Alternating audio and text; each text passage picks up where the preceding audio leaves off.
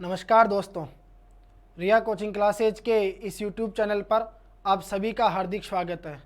प्यारे मित्रों, आज के इस सेशन में हम बात करेंगे मानव शरीर के तंत्रों के बारे में। तो आज का जो हमारा सबसे पहला टॉपिक रहेगा उसमें हम बात करेंगे पाचन तंत्र यानी डिजेस्टिव सिस्टम के बारे में। प्यारे मित्रों, आप सभी को मालूम है कंपटीशन लेवल का कोई सा भी एग्ज़ाम हो, यदि उस एग्ज़ाम के सिलेबस में साइंस है और अगर साइंस के सिलेबस में बायोलॉजी का पार्ट है तो निश्चित ही हमें यहाँ से कोई ना कोई प्रश्न जरूर देखने को मिलता है। तो एक बार पुनः आप सभी को सुबह का प्यार भरा नमस्कार, वेरी वेरी गुड मॉर्निंग। आइए हम शुरुआत करते हैं आज के हमारे नए टॉपिक मानव शरीर के, जिसमें हम पढ़ेंगे मानव शरीर के तंत्र।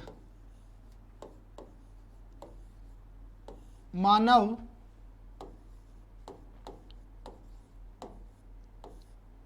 शरीर के तंत्र। देखिए, सबसे पहले तो आप सभी को मालूम है कि मानव शरीर के तंत्रों की जब भी हम बात करते हैं तो उनमें हमारे पास विभिन्न प्रकार के तंत्र आते हैं। आप सभी को मालूम होगा कि हमारे शरीर की यानी मानव शरीर की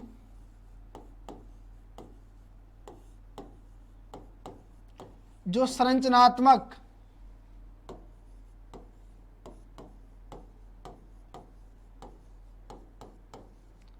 या हम कह सकते हैं उसे क्रियात्मक,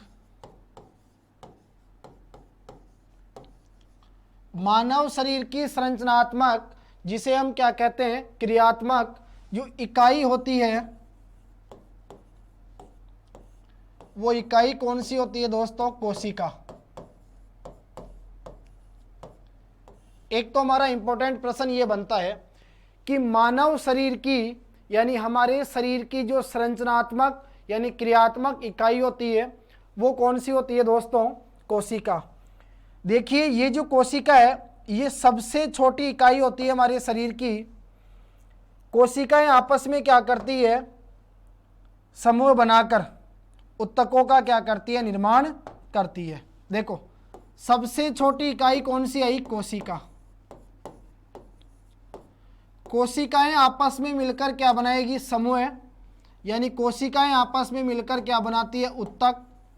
फिर उत्तक आपस में मिलकर किसका निर्माण करते हैं दोस्तों? अंगों का। और अंगों से मिलकर फिर किसका निर्माण होता है? बिल्कुल तंत्रों का। और इन सभी तंत्रों से मिलकर किसका निर्माण होता है? मानव शरीर का। तो यदि हम मानव शरीर के निर्माण की बात करें तो सबसे पहले आती है हमारे शरीर की संरचनात्मक यानी क्रियात्मक इकाई सबसे छोटी कोशिका। कोशिकाएं आपस में समूह बनाकर उत्तकों का निर्माण करती है। उत्तक आपस में समूह बनाकर किसका निर्माण करते हैं? अंगों का निर्माण करते हैं। अंग आपस में मिलकर क्या बनाते हैं दोस्तों? तंत्र बनाते हैं। और इन्हीं सभी तंत्रों से मिलकर किसका निर्माण होता है? मानव शरीर का निर्माण होता है। तो आज हम जो सबसे पहले बात करेंगे वो हमारे पास आएगा पाचन तंत्र। पाचन तंत्र। देखिए, पाचन तंत्र को पढ़ने से पहले हमें एक छोटी सी परिभाषा यहाँ पर ध्यान में रखनी होगी कि ये जो शब्द हमें दिखाई दे रहा है पाचन, इस पाचन शब्द का मतलब क्या होता है? देखिए, बड़े बड़े यानी जिन्हें हम कह सकते हैं ठोस, ठोस बड़े बड़े अघुलनशील जो भोजन के अणु होते हैं उनका विभिन्न एंजाइमों के द्वारा या हम कह सकते हैं विभिन्न प्रकार की रासायनिक क्रियाओं के द्वारा छोटे छोटे सरल घुलनशील अणुओं में क्या हो जाता है? निम्नीकरण हो जाता है। और यही प्रक्रिया किस नाम से जानी जाती है? पाचन के नाम से जानी जाती है। तो यदि आपसे परिभाषा पूछी जाए कि पाचन क्या होता है तो आपको सिंपली ध्यान में रखना होगा कि बड़े बड़े यानी ठोस अघुलनशील जो भोजन के अणु होते हैं उनका विभिन्न एंजाइमों के द्वारा या हम कह सकते हैं कि विभिन्न प्रकार की रासायनिक क्रियाओं के द्वारा छोटे छोटे घुलनशील अणुओं में क्या हो जाता है? उनका निम्नीकरण हो जाता है, यानी वो टूट जाते हैं। और यही क्रिया किस नाम से जानी जाती है? पाचन के नाम से जानी जाती है। तो सबसे पहला जो आज हम तंत्र पढ़ेंगे वो हमारे पास आएगा पाचन तंत्र। पाचन तंत्र का मतलब होता है ऐसा तंत्र जो पाचन क्रिया में क्या लेता है, भाग लेता है। यानी पाचन क्रिया में भाग लेने वाला जो तंत्र होता है उसी को हम क्या कहते हैं, पाचन तंत्र कहते हैं। तो सबसे पहले बात करेंगे हम पाचन तंत्र के बारे में। देखिए मानव का जो पाचन तंत्र है, इस मानव के पाचन तंत्र को कितने भागों में बांटा गया, 2 भागों में बांटा गया है। मानव का पाचन तंत्र जिसको हमने सुविधा के लिए कितने भागों में बांटा, 2 भागों में। सबसे पहले भाग में जो हम पढ़ेंगे वो आएगा हमारे पास आहार नाल। आहार नाल सबसे पहला भाग आता है आहार नाल, और दूसरे भाग में जो हम पढ़ेंगे वो आएगी हमारे पास पाचन ग्रंथियां। तो प्यारे मित्रों, मानव के पाचन तंत्र को हमने सुविधा के लिए कितने भागों में बांटा, 2 भागों में। सबसे पहला जो भाग आता है हमारे पास वो आएगा आहार नाल, और दूसरा जो भाग आता है वो क्या आएगा हमारे पास, पाचन ग्रंथियां। तो सबसे पहले हम बात करें आहार नाल की। देखिए आहार नाल की जब भी बात आती है तो ये एक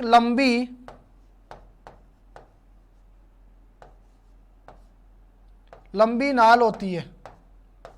आहार नाल एक लंबी पेशीय नाल होती है। आहार नाल की शुरुआत हमारे मुख से होती है। शुरुआत इसकी मुख से होती है और ये समाप्त कहाँ होती है दोस्तों, गुदा में ये क्या होती है, समाप्त होती है। तो 2 बातें आपको ध्यान में रखनी है कि आहार नाल जो है वो एक लंबी पेशीय नाल होती है। आहार नाल की शुरुआत हमारे मुख से होती है और समाप्त ये कहाँ होती है, गुदा में समाप्त होती है। अब हम बात करेंगे कि आहार नाल के मुख्य भाग कौन कौन से हैं। सबसे पहले हमने बात की आहार नाल के बारे में। अब हम आगे बात करेंगे कि आहार नाल के मुख्य भाग।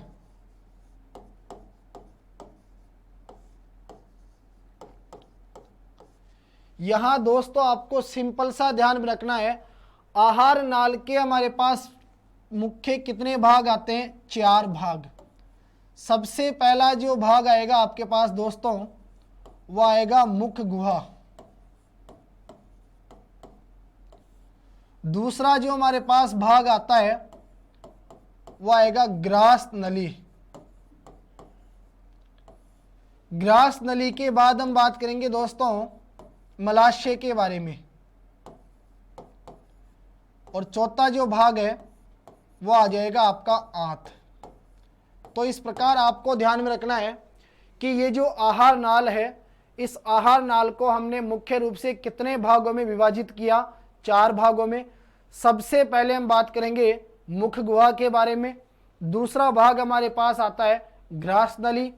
तीसरा भाग आएगा हमारे पास आमाशय, और लास्ट एंड फाइनल जो चौथे भाग में हम बात करेंगे वो आ जाएगा दोस्तों आंत। तो सबसे पहले हम शुरुआत करें मुख गुहा की। देखिए मुख गुहा की जब भी हम बात करेंगे तो यहां इस डायग्राम के माध्यम से आप लोग देख पा रहे हैं कि ये आ गई हमारी मुख गुहा। देखो मुख गुहा जो होती है ये 2 जबड़ों के बीच में स्थित एक गुहा होती है जिसमें हमारा मुख क्या होता है दोस्तों, खुलता है।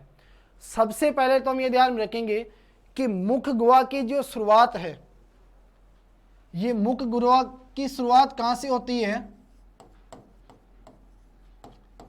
तो मुख गुहा की जो शुरुआत है ये होती है हमारे मुख से। मुख से इसकी शुरुआत होती है। तो सिंपली पहली चीज तो आप तो ये ध्यान में रखोगे कि हमारा जो मुख है ये 2 जबड़ों के बीच में स्थित एक गुहा में खुलता है, जिसे हम लोग क्या नाम देते हैं, मुख गुहा कहते हैं। ठीक है। दूसरी बात हमारे पास ये आती है दोस्तों कि ये जो हमारा मुख है, ये मुख एक दरार के समान होता है, एक दरार के समान, दरार के समान होता है जो दो मोसल ऑटो के द्वारा गिरा हुआ रहता है, दो मोसल ऑटो के द्वारा गिरा हुआ रहता है। ठीक है, आगे देखिए। तो सबसे पहले हमने बात की मुख गुहा के बारे में। हमने पढ़ा कि हमारा जो मुख है ये एक दरार के समान होता है जो दो मोसल ऑटो के द्वारा गिरा हुआ रहता है। क्लियर। इसके बाद हमने बात की कि हमारा जो मुख है ये दो जबड़ों के बीच में स्थित एक गुहा में खुलता है, जिसे हम लोग क्या नाम देते हैं दोस्तों, मुख गुहा कहते हैं। आपको ये ध्यान में रखना है कि ये जो मुख गुहा है, इस मुख गुहा का जो दोस्तों ऊपरी भाग होता है, ऊपर वाला भाग, इस ऊपर वाले भाग को हम क्या नाम देते हैं, ऊपर वाले भाग को कहा जाता है दोस्तों तालू। ठीक है। इसके बाद ध्यान में रखना कि मुख गुहा जो है, इस मुख गुहा में हम दो चीजों के बारे में अध्ययन करेंगे। एक तो हम लोग इसमें पढ़ेंगे हमारी जीभ के बारे में, और दूसरा आएगा दोस्तों हमारे दांत। तो ये जो हमारी जीभ है, ये हमारी जीभ एक मोसल रचना होती है, बिल्कुल मुलायम होती है। ये जीभ की जो ऊपरी सतह होती है उसके ऊपर क्या पाई जाती है दोस्तों, स्वाद कलिकाएं पाई जाती है, और इन्हीं स्वाद कलिकाओं के माध्यम से हमें भोजन के स्वाद के बारे में मालूम चलता है कि भोजन का स्वाद कैसा है। तो जैसे मान के चलिए, यदि मैं बात करूं कि ये हमारी इस प्रकार से जीभ है, ठीक है, तो ये तो आ गया हमारे जीभ का अग्रभाग। अग्र का मतलब क्या हो गया, आगे वाला भाग। ठीक है। आप लोग ध्यान देना, ये जो आगे वाला भाग होता है, इस आगे वाले भाग के माध्यम से हमें भोजन का मीठे स्वाद का मालूम चलता है।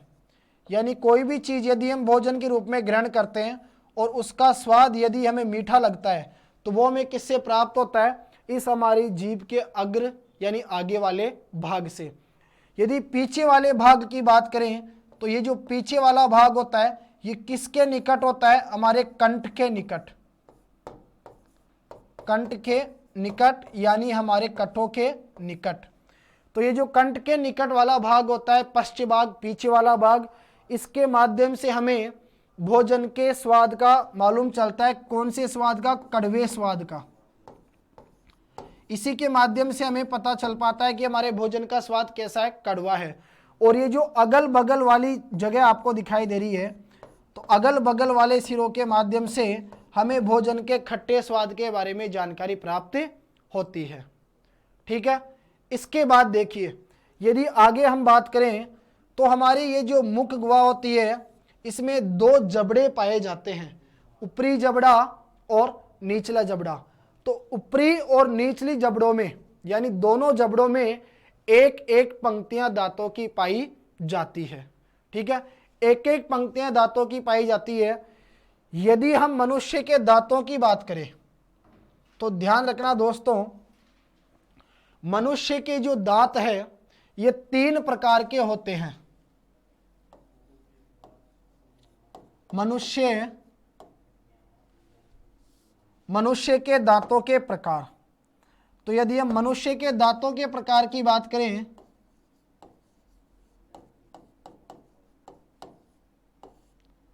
मनुष्य के दांतों के प्रकार, देखिए मनुष्य के जो दांत होते हैं दोस्तों, ये कितने प्रकार के पाए जाते हैं, 3 प्रकार के पाए जाते हैं। सबसे पहला जो हमारे पास आता है, सबसे पहला आएगा दोस्तों हमारे पास में कौन सा, यह आएगा कृतदंती। दूसरा आता है हमारे पास द्विबार दंती,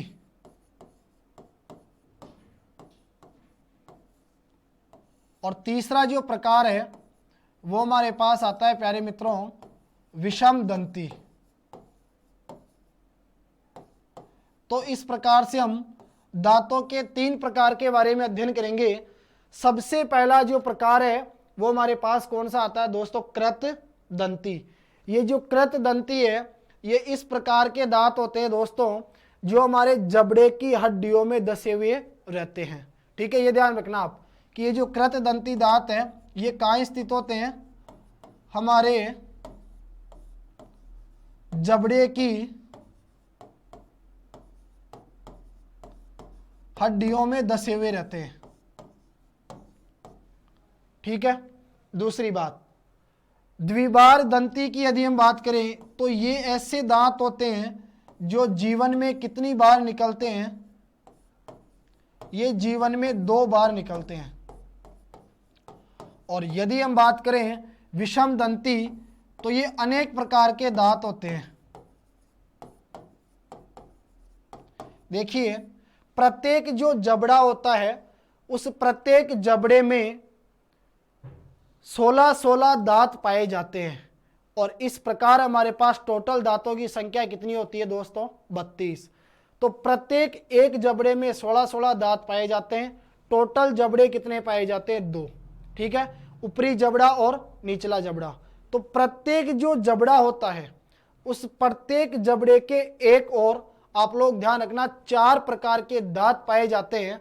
उनमें एक तो आपके पास आता है दोस्तों, जैसे सबसे पहले हम बात करें,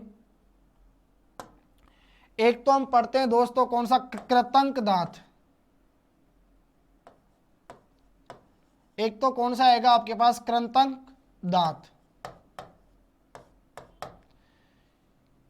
इनकी संख्या होती है 2 तो क्या पाए जाते हैं, कृतंक दांत पाए जाते हैं। एक पाया जाता है दोस्तों रदनक, एक रदनक दांत पाया जाता है। 2 आते हैं हमारे पास अग्रच्वणक,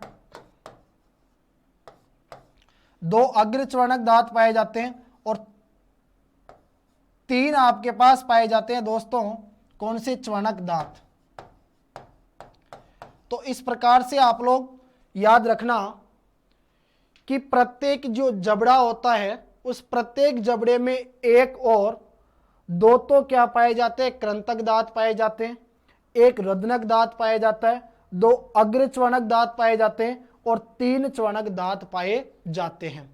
यदि हम बात करें कौन से दांतों की, कृंतक दांतों की, तो ये दोस्तों सबसे आगे वाले दांत होते हैं। ये किस प्रकार के होते हैं, ये जो दांत है दोस्तों ये धारदार होते हैं,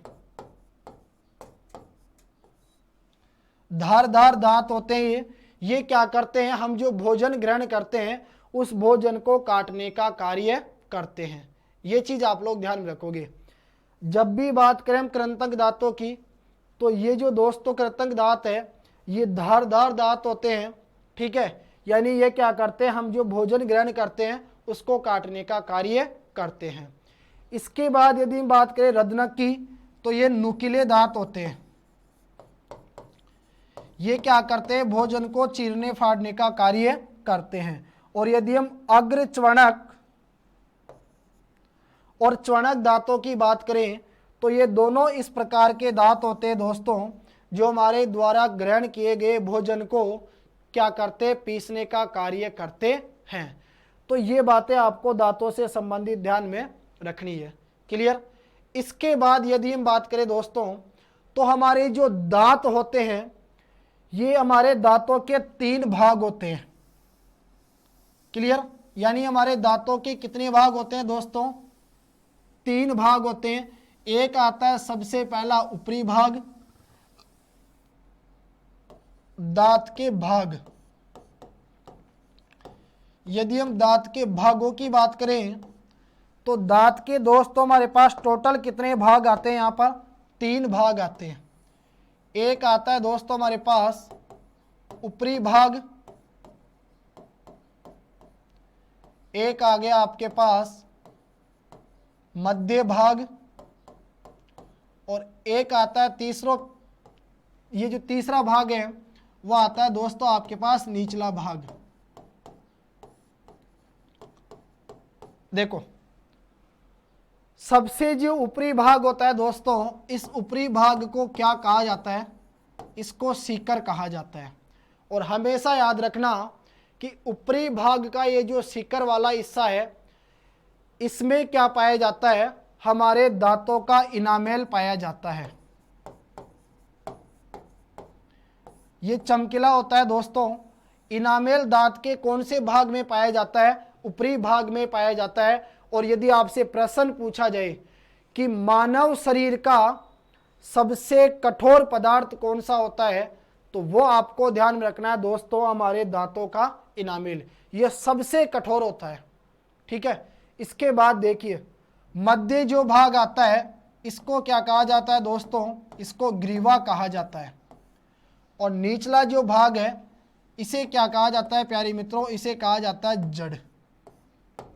तो इस प्रकार हमारे दांत जो होते हैं, उनके टोटल 3 भाग होते हैं। और याद रखना प्यारे मित्रों, प्रत्येक जो दांत होता है, उस प्रत्येक दांत में एक गुहा पाई जाती है। ठीक है। प्रत्येक दांत में एक गुहा पाई जाती है प्यारे मित्रों। और इस गुहा को क्या कहा जाता है? मज्जा गुहा कहा जाता है। ठीक है। तो ये बात आप लोगों को दांतों से संबंधित ध्यान में रखनी है। इसके बाद यदि हम बात करें, हमने पढ़ा कि आहार नाल को टोटल 4 भागों में बांटा गया है। सबसे पहला भाग हमने बात की मुख गुहा के बारे में, जिसमें हमने पढ़ा दोस्तों, एक तो आई हमारे पास मुख, सबसे आगे वाला जो सिरा होता है वो मुख होता है। मुख में हमने पढ़ा एक तो जीभ के बारे में, और एक हमने बात की दोस्तों किसके बारे में? हमारे दांतों के बारे में। अब देखिए, इसके बाद जो हमारी मुख गुहा थी, इस मुख गुहा का जो पीछे वाला भाग होता है दोस्तों, इस पीछे वाले भाग को, ये जो आपको दिखाई दे रहा है, ये पीछे वाला भाग क्या कहलाता है प्यारे मित्रों? ग्रसनी के नाम से जाना जाता है। ग्रसनी एक नलिका होती है दोस्तों। इस नलिका में 2 छिद्र पाए जाते हैं। ये जो ग्रसनी है, इस ग्रसनी में प्यारे दोस्तों 2 क्या पाए जाते हैं? इसमें छिद्र पाए जाते हैं। ये जो 2 छिद्र होते हैं दोस्तों, इन 2 छिद्रों को क्या नाम दिया गया? एक को कहा गया निगल द्वार। एक को क्या नाम दिया? निगल द्वार। और एक को क्या नाम दिया गया प्यारे मित्रों? कंठ द्वार। ठीक है। तो देखिए, ये जो निगल द्वार है, ये निगल द्वार आगे जाकर किस में मिलता है? ये आगे जाकर मिल जाता है दोस्तों आपकी ग्रास नली में। यानी हम जो भोजन ग्रहण करते हैं, वो भोजन इस निगल द्वार के माध्यम से किस में पहुंचता है? ग्रास नली में पहुंचता है। एक आता है दोस्तों कंठ द्वार। कंठ द्वार जो है वो आगे जाकर किस में मिलता है प्यारे मित्रों? तो ये आगे जाकर आपके मिल जाता है श्वास नाल में।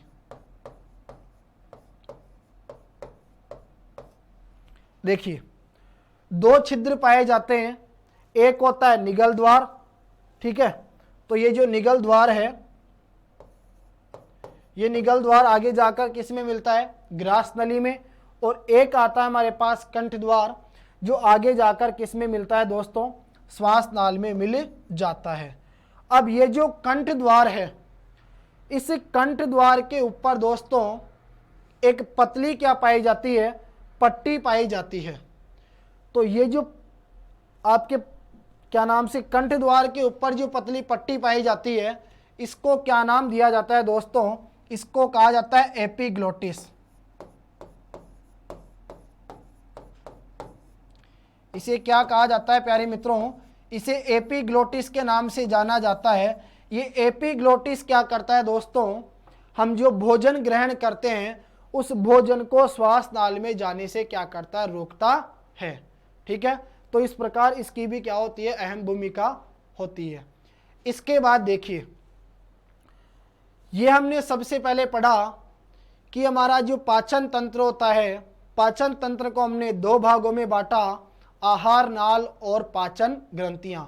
आहार नाल के टोटल कितने भाग होते हैं? प्रमुख रूप से 4 भाग होते हैं। सबसे पहले हमने बात की दोस्तों किसके बारे में? मुख्य गुहा के बारे में। इसके बाद यदि हम आगे चलें तो दूसरे नंबर पे आती है हमारे पास दोस्तों ग्रास नली। ये जो नली आपको दिखाई दे रही है प्यारे मित्रों, इस नली को किस नाम से जाना जाता है? इसे कहा जाता है ग्रास नली। ग्रास नली जो है दोस्तों, ये एक लंबी नलिका होती है, ठीक है। और इस नली की यदि हम बात करें तो ये जो नली है ये आगे जाकर किस में मिलती है दोस्तों? तो आगे जाकर ये मिल जाती है हमारे किस में? आमाशय में, ठीक है। ये जो ग्रास नली है ये पेशीय और संकुचनशील नली होती है। ग्रास नली की हम बात करें तो ये किस प्रकार की नली होती है दोस्तों? ये पेशीय और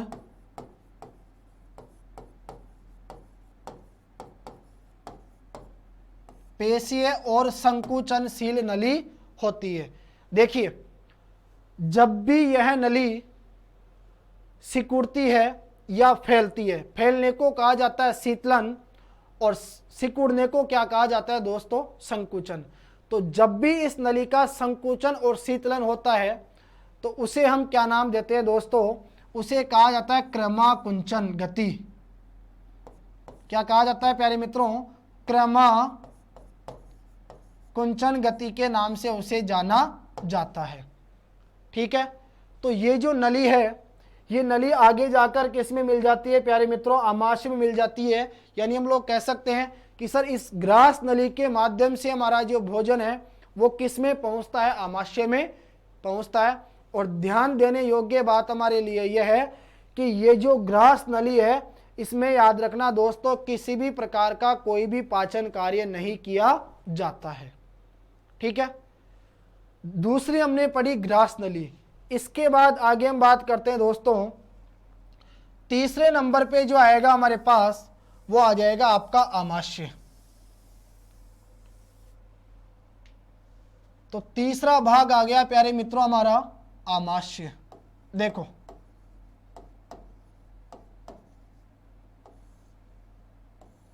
ये आ गया आमाशय।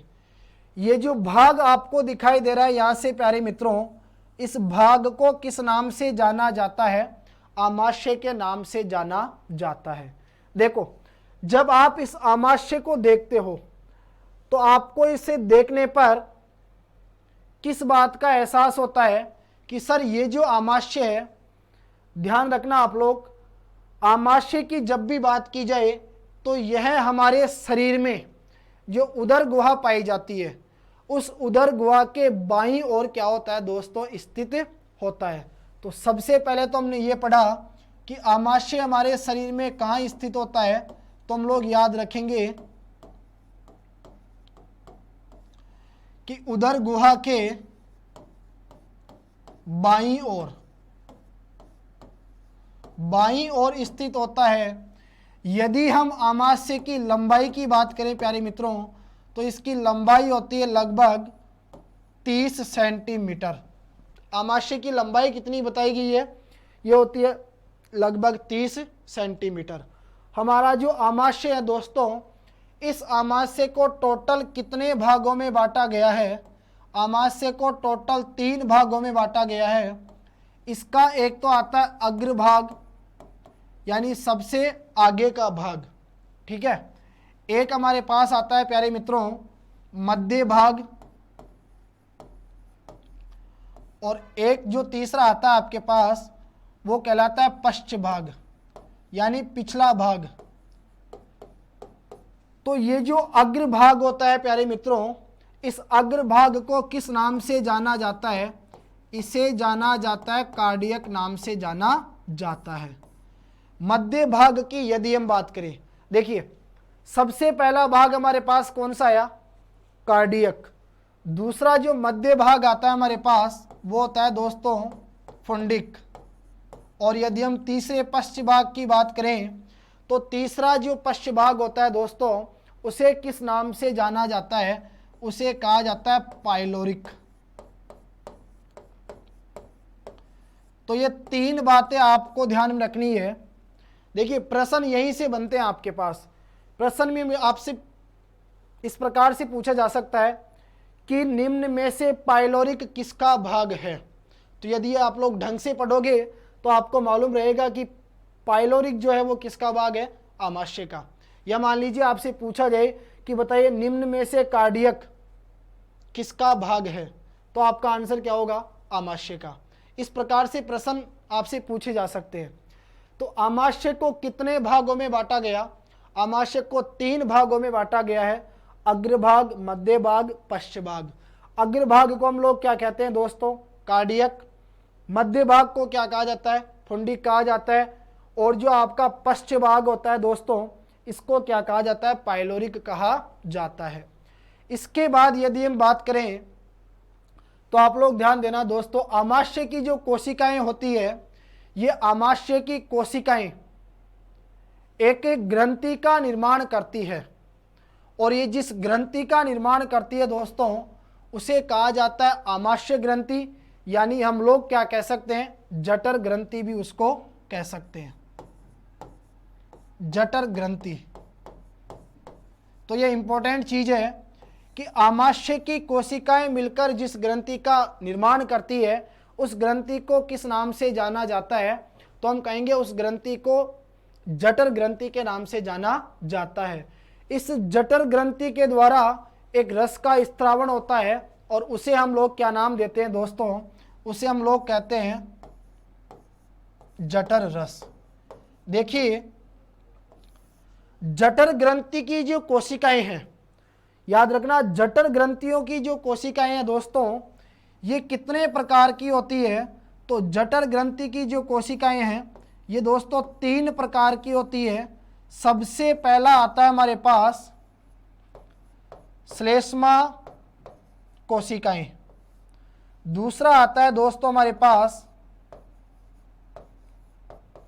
भित्तीय कोशिकाएं। देखिए आपको पता है कि ये जो जठर ग्रंथि की जो कोशिकाएं हैं ये कितने प्रकार की होती है दोस्तों, 3 प्रकार की होती है। सबसे पहला हमने पढ़ा श्लेष्मा कोशिकाएं, दूसरा हमने पढ़ा भित्तीय कोशिकाएं, तीसरी जो आती है दोस्तों वह आपके पास आती है जाइमोजीन कोशिकाएं। जाइमोजीन कोशिकाएं, ठीक है। इसी प्रकार आपको ध्यान में ये रखना है कि दोस्तों ये जो आप लोग पढ़ रहे हो जठर रस, याद रखना जठर रस में मुख्य रूप से 3 चीजें प्रमुख होती है और इन तीनों चीजों के नाम आपको याद रखना अनिवार्य है। आपसे प्रश्न पूछा जाएगा कि बताइए ये जो जठर रस है, इस जठर रस में मुख्य रूप से क्या पाया जाता है, तो जठर रस में पाया जाता है मुख्य रूप से दोस्तों HCl। और HCl हमारा क्या होता है, हाइड्रोक्लोरिक अम्ल, ठीक है। दूसरा आपके पास आता है श्लेष्म, ठीक है। एक तो आता है दोस्तों कौन सा आपका HCl हाइड्रोक्लोरिक अम्ल, एक आपके पास आता है प्यारे मित्रों श्लेष्म, और तीसरा जो आपके पास आता है वह आता है निष्क्रिय पेप्सिनोजन। तीसरा क्या आएगा दोस्तों, निष्क्रिय पेप्सिनोजन। याद रखना निष्क्रिय पेप्सिनोजन।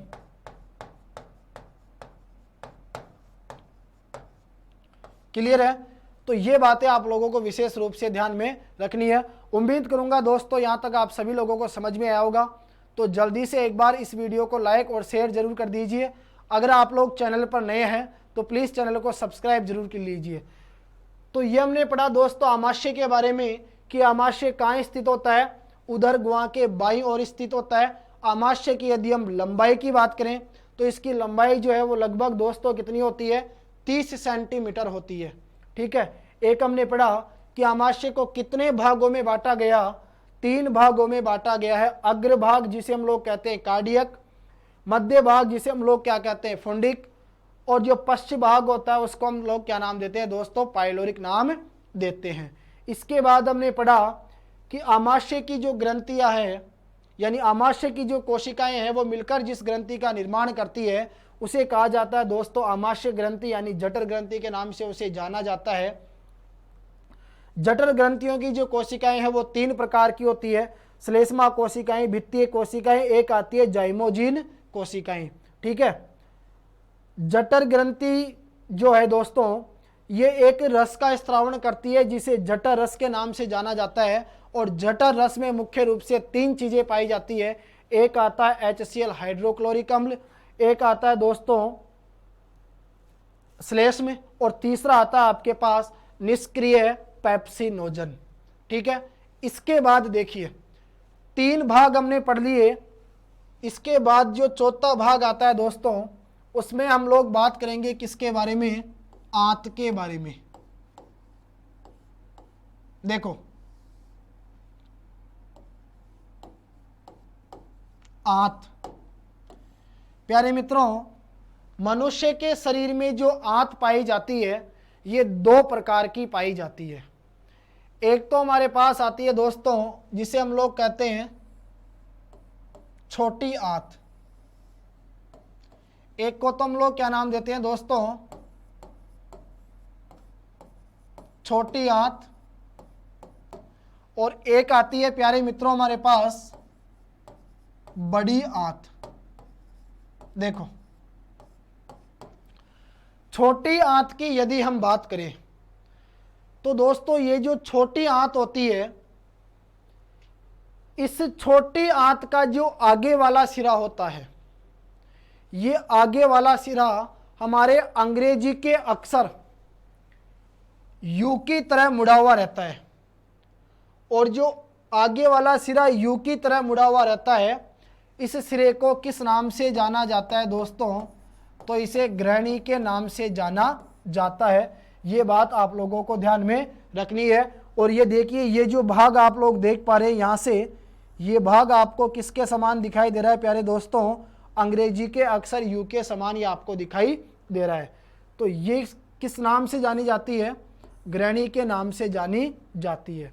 तो सबसे पहला हमने क्या पढ़ा कि छोटी आंत का जो आगे वाला सिरा होता है वो अंग्रेजी के अक्षर यू की तरह मुड़ा हुआ रहता है, और इस कारण दोस्तों इसको हम लोग क्या नाम देते हैं, ग्रहणी नाम देते हैं।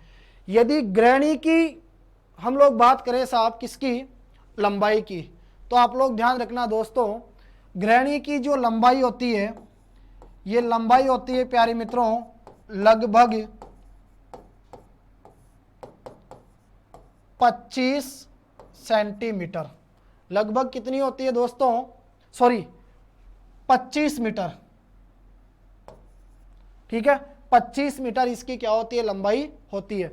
और छोटी आंत का जो शेष भाग बचता है पीछे वाला, उस शेष भाग को हम लोग क्या नाम देते हैं दोस्तों, इलियम। और इलियम की जो लंबाई है प्यारे मित्रों ये होती है लगभग 30 सेंटीमीटर। तो सिंपली आपको दोस्तों ये ध्यान रखना है कि छोटी आंत को हम लोग मुख्य रूप से कितने भागों में बांटते हैं, 2 भागों में बांटते हैं। जो उसका आगे वाला भाग होता है दोस्तों, उस आगे वाले भाग को हम लोग क्या नाम देते हैं, ग्रहणी नाम देते हैं, जो अंग्रेजी के अक्षर यू की तरह मुड़ा हुआ रहता है।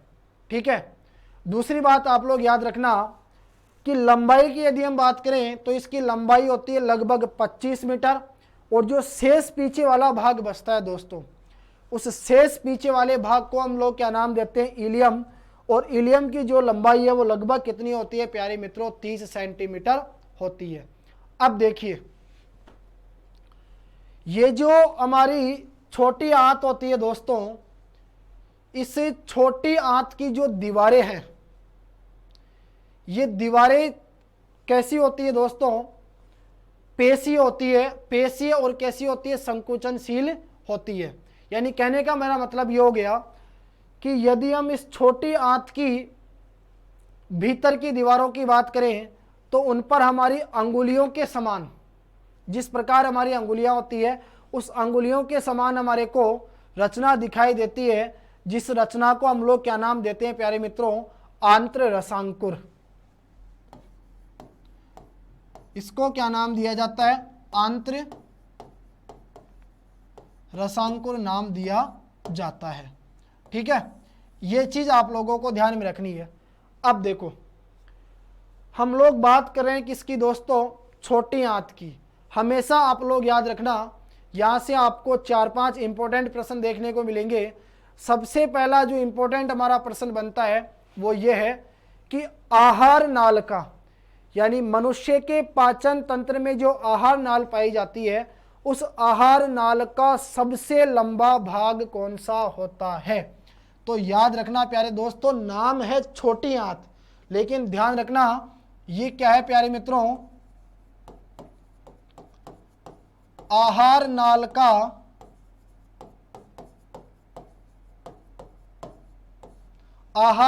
का सबसे लंबा भाग। यदि इसकी लंबाई की हम बात करें तो लंबाई होती है दोस्तों लगभग 64 मीटर, और चौड़ाई की यदि हम बात करें तो यह आती है दोस्तों 2.5 सेंटीमीटर। ठीक है, आगे देखिए, याद रखना प्यारे मित्रों, छोटी आंत क्या करती है, हमारे भोजन को पचाने में सहायता प्रदान करती है। यानी हमारे भोजन को पचाने में सहायता कौन प्रदान करती है, छोटी आंत करती है। और याद रखना, पचे हुए भोजन का ये क्या करती है, अवशोषण भी करती है।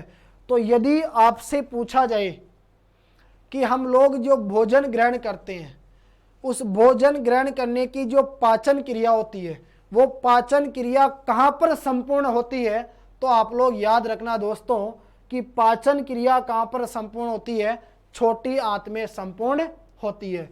ये इंपॉर्टेंट बातें जो आपको छोटी आंत से संबंधित ध्यान में रखनी है। नेक्स्ट देखिए, इसके बाद हम बात करें तो अब हम पढ़ेंगे बड़ी आंत।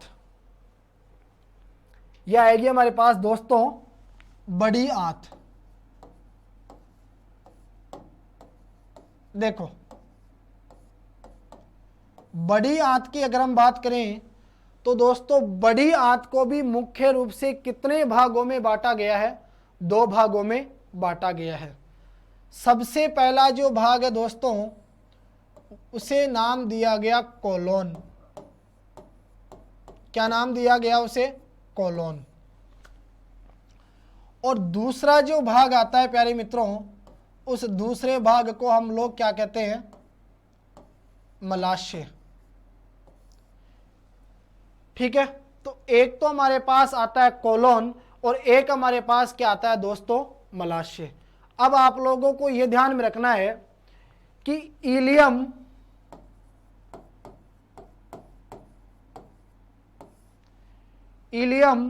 और कोलोन, इलियम और कोलोन का जो जोड़ होता है दोस्तों, उस जोड़ को हम लोग क्या नाम देते हैं, सीकम नाम देते हैं।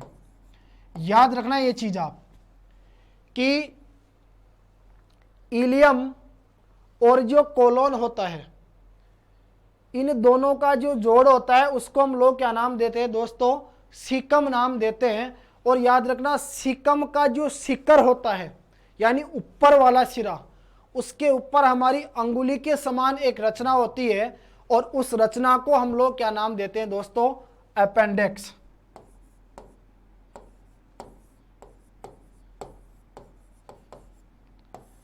तो ये चीज आप लोगों को मुख्य रूप से ध्यान में रखनी है कि इलियम और जो कोलोन का जोड़ होता है दोस्तों, उसे हम लोग क्या कहते हैं, सीकम कहते हैं। इस सीकम के शिखर पर, यानी इसके ऊपरी सिरे के ऊपर, ठीक है, जो ऊपर वाला सिरा होता है दोस्तों, उस ऊपर वाले सिरे के ऊपर हमारी अंगुली के समान रचना दिखाई देती है, जिसे हम लोग क्या नाम देते हैं दोस्तों, अपेंडिक्स नाम देते हैं। नेक्स्ट देखिए, इसके बाद आगे हम बात करें तो ये जो कोलोन है दोस्तों, इस कोलोन को भी कितने भागों में बांटा गया है, इसको भी 3 भागों में बांटा गया है। एक तो आता है आपके पास ऊपरीगामी कोलोन। कौन सा आता है दोस्तों, सबसे पहला आपके पास आता है ऊपरीगामी कोलोन।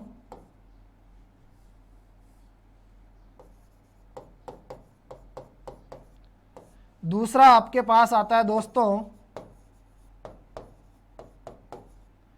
अनुप्रस्थ कोलोन, और तीसरा आपके पास आता है अधोगामी कोलोन।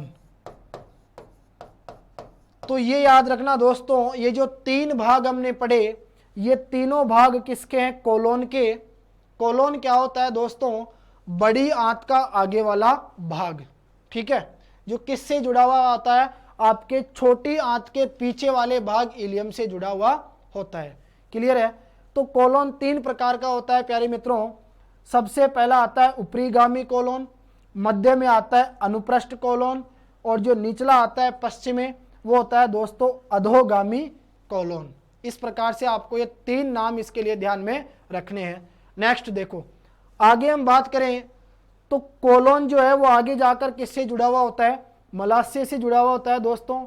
और याद रखना, मलाशय से फिर जो हमारी बड़ी आंत है, मलाशय के बाद में इसका कौन सा भाग आता है दोस्तों?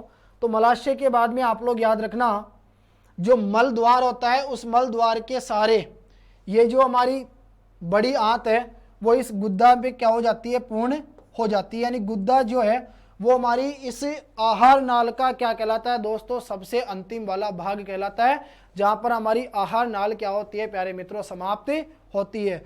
और लास्ट एंड फाइनल जो हमारे पास एक इंपॉर्टेंट क्वेश्चन बनता है दोस्तों, वो आपको ये ध्यान रखना है कि ये जो आपका देखिए, ये जो सिकम है ना, थोड़ा सा आप लोग ये ध्यान रखना, सिकम की जब हम बात करते हैं, ये थोड़ी सी यहाँ पे मिसप्रिंट है कि सिकम की जब बात आती है दोस्तों, तो सिंपल सा आप लोगों को यह ध्यान रखना है कि छोटी आंत और बड़ी आंत का जो जोड़ होता है, ठीक है, छोटी आंत और बड़ी आंत का जो जोड़ होता है, उस जोड़ को हम लोग क्या नाम देते हैं? सिकम नाम देते हैं। और यदि हम बात करें कि इलियम और कोलोन की, तो इलियम और कोलोन जहां पर जुड़ी होती है दोस्तों, वहां पर एक वाल्व पाया जाता है, ठीक है।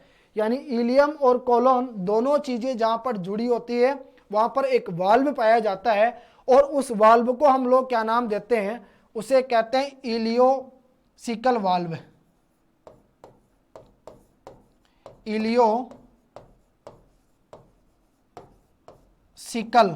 इलियोसिकल वाल्व कहा जाता है। तो याद रखना दोस्तों, ये जो इलियोसिकल वाल्व है, ये क्या कार्य करता है? ये हमारे द्वारा ग्रहण किए गए भोजन को पुनः यानी वापस छोटी आंत में जाने से क्या करता है? रोकता है। तो प्यारे मित्रों, आज के इस क्लास में हमने पढ़ा कि हमारा जो पाचन तंत्र है उसको 2 भागों में बांटा गया है। सबसे पहला आता है आहार नाल, दूसरा आता है पाचन ग्रंथियां। आहार नाल में हमने मुख्य रूप से बात की आहार नाल के 4 भागों के बारे में। सबसे पहले हमने पढ़ा मुखगुहा, दूसरा हमारे पास आया दोस्तों ग्रास नली, तीसरा हमने बात की आमाशय, और चौथा हमने पढ़ा आंत। तो आज की क्लास में इतना ही। नेक्स्ट हम बात करेंगे अगली क्लास में पाचन ग्रंथियों के बारे में।